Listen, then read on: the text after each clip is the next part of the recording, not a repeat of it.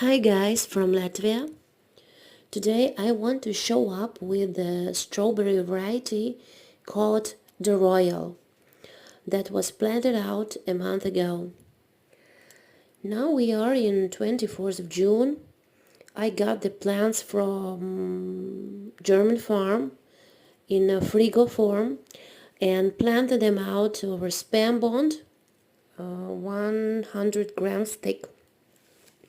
The plants have not been fertilized, yes, and you see the size of fruit. It's impressive.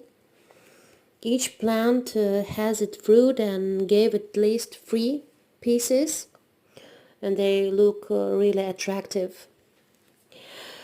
Almost all of the plants have survived. I bought 30 pieces,